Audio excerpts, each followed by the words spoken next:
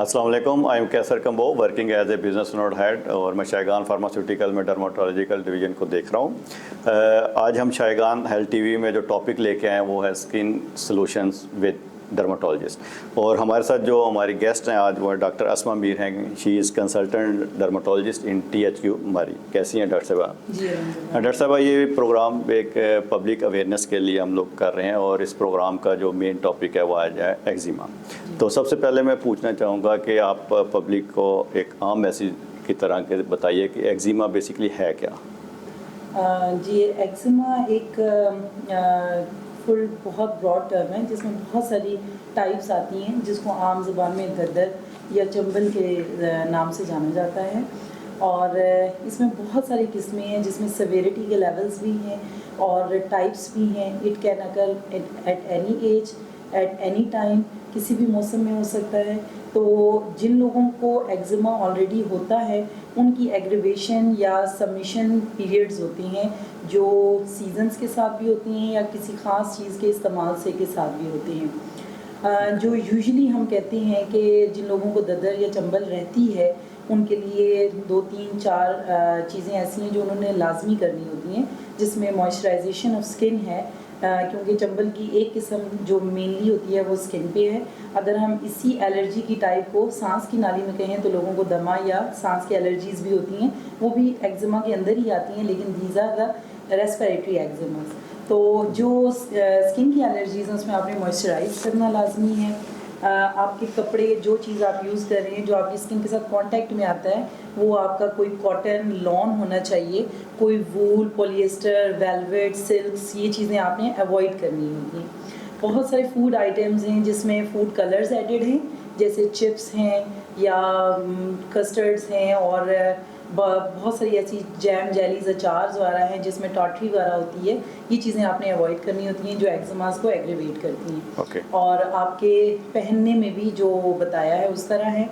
और बहुत ज़्यादा आपने फ्रेगरेंसेस यूज़ नहीं करनी होती हैं, फ्रेगरेंस फ्री आपने सोप यूज़ करनी है, इतर, पाउडर, परफ्यूम्स वगैरह आपने अवॉइड करनी होती हैं। डॉक्टर साहब, बहुत अच्छा आपने बताया, प्रिवेंटिव मेजर भी बता दिए, प्रिकॉशन भी बता दिए। इसमें थोड़ा एक और अगर हम बहुत सिंपल करना चाहें कि क्योंकि डर्माटोलॉजिकल इन्फेक्शंस तो बहुत होते हैं पेशेंट को, तो ऐसी क्या अलामत है जिससे उसको ये पता लगे कि मुझे एक्जिमा हो गया तो मुझे अब इन चीज़ों से अवॉइड करना है? ऐसी क्या अलामत हैं?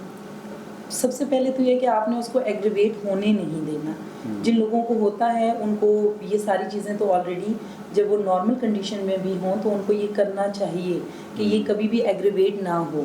बट अगर किसी वजह से एग्रीवेशन हो जाती है और आपको लगता है कि ये मेरे कोई भी नॉर्मल क्रीम लगाने से जो कभी भी डॉक्टर ने प्रिस्क्राइब की होगी उससे ठीक नहीं हो रहा, तो then you should consult the dermatologist. और आपका जो भी एलर्जी डॉक्टर है जिसको आप कंसल्ट करते हैं उसको ज़रूर करना चाहिए, क्योंकि जो बहुत ज़्यादा एक्जिमास हैं वो एग्रीवेट इस तरह होते हैं कि अनअटेंडेड यूज़ ऑफ स्टीरॉइड्स है कि स्टीरॉइड्स इतने ज़्यादा लगा लेती हैं, क्योंकि वो एक दफ़ा तो स्टीरॉइड प्रिस्क्राइब करता है डॉक्टर कि वो आपकी डिज़ीज़ को कंट्रोल कर ले, लेकिन जब अनचेक्ड यूज़ किया जाता है स्टीरॉइड्स को तो उसके साइड इफ़ेक्ट्स भी आना शुरू हो जाती हैं और फिर एक्जिमा एग्रीवेट भी हो जाता है उससे। और जिन चीज़ों का आपने उसके बाद जो डॉक्टर आपको कंसल्ट करे, जो आपको बताए, वो मेडिसिन यूज़ करने के बाद आपने किसी टाइम पे उसको टेपर ऑफ करके स्टॉप भी करना होता है। डॉक्टर साहब, जैसे हमारी सोसाइटी में ना काफ़ी पेशेंट्स ऐसे होते हैं कि जो कि डॉक्टर्स के पास जल्दी नहीं आते, तो ऐसे पेशेंट जो घर में ट्रीटमेंट शुरू कर देते हैं और फिर सीवियरिटी की तरफ चले जाते हैं, जब आपके पास आते हैं, जैसे आपने भी बताया कि जिसकी बहुत सारी टाइप्स होती हैं एक्जिमा की,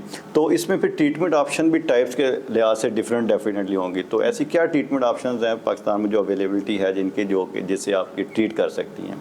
ठीक है जी, बिल्कुल ऐसे ही है। ट्रीटमेंट मोडालिटीज़ बहुत सारी अवेलेबल हैं और वो डिपेंड करता है सेवेरिटी ऑफ द डिज़ीज़ पे। पेशेंट एक्यूट प्रेजेंट कर रहा है, क्रॉनिक प्रेजेंट कर रहा है, बच्चा है, बड़ा है, उसके अकॉर्डिंग ट्रीटमेंट मोडालिटीज़ मॉडिफाई की जाती हैं। अगर तो आपके पास नॉर्मल हम स्टीरॉइड से स्टार्ट करते हैं, उसमें भी स्टीरॉइड्स की माइल्ड, मॉडरेट, सेवियर टाइप्स हैं। हम उसको according to the condition of the skin prescribe करते हैं।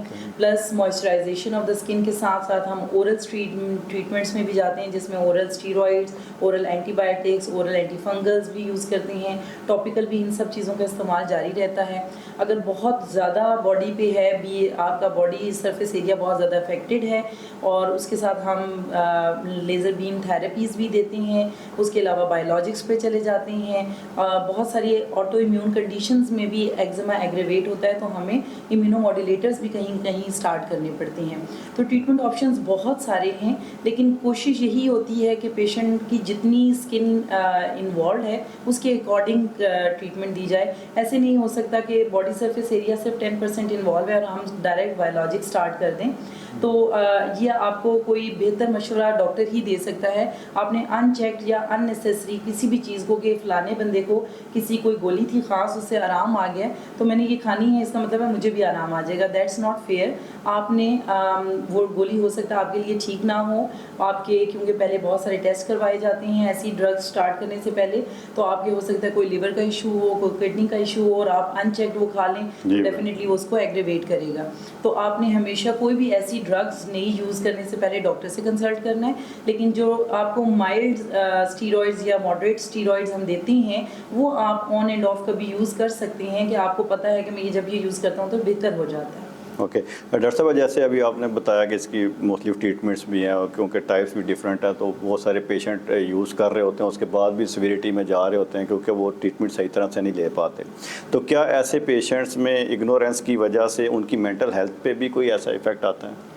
जी बिल्कुल, इसको हम कहते हैं कंप्लाइंस ऑफ द पेशेंट, यानी पेशेंट ड्रग सही तरह यूज़ नहीं कर रहा जैसे प्रिस्क्राइब की गई है, या ऑन एंड ऑफ यूज़ करता है, आज कर ली हफ्ते बाद यूज़ कर ली, या फिर वो अनचेक्ड कर रहा है, उसको कोई पता नहीं कि कैसे है, बस उसका जब दिल चाहता है वो ले लेता है। ये कंप्लाइंस ऑफ द पेशेंट है कि ये ठीक नहीं है।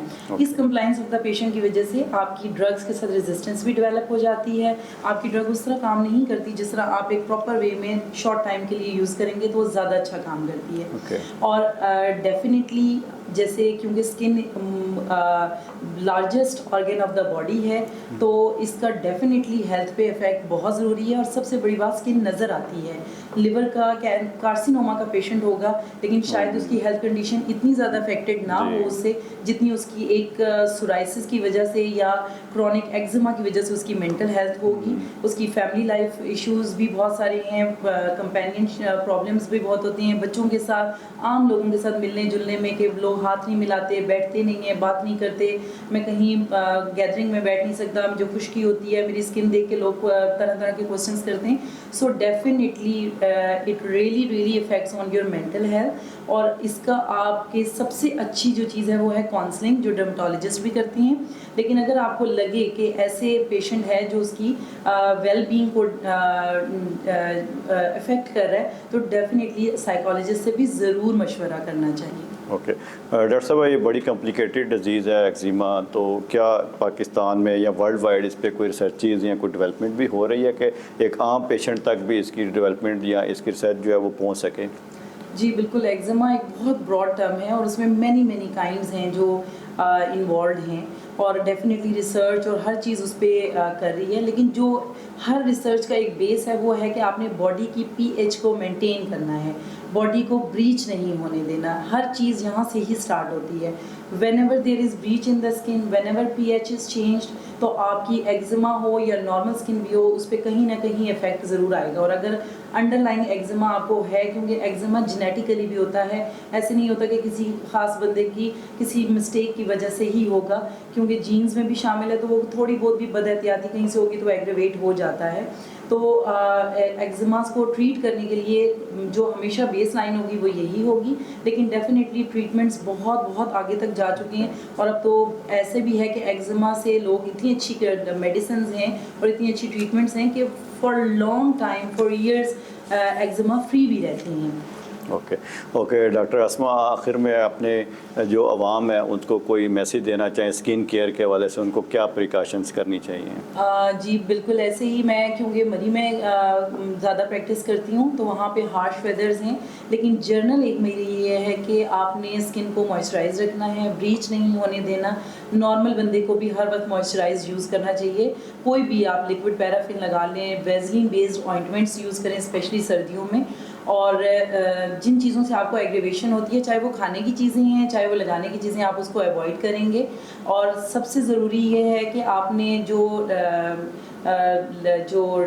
सोप्स हैं स्पेसिफिकली, बहुत ज़्यादा टीवी पे भी आती हैं कि जी ये दवाई कुछ इसमें डाले जाते हैं और आप इस तरह जरासीम मर जाएंगे।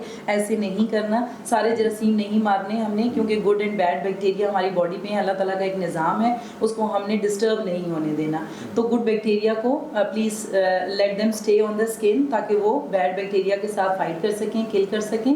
तो आपने अपनी पीएच को मेंटेन रखना है, जिसके लिए आप नॉर्मल ब्यूटी सोप्स यूज़ करें, मॉइस्चराइज करें, हेल्दी रहें, अच्छा खाएं और खुश रहें। ओके, बहुत शुक्रिया डॉक्टर अस्मा, बहुत मुफीद आपने मालूमात दी। Thank you very much. Thank you so much for inviting. Thank you. अल्लाह हाफिज़।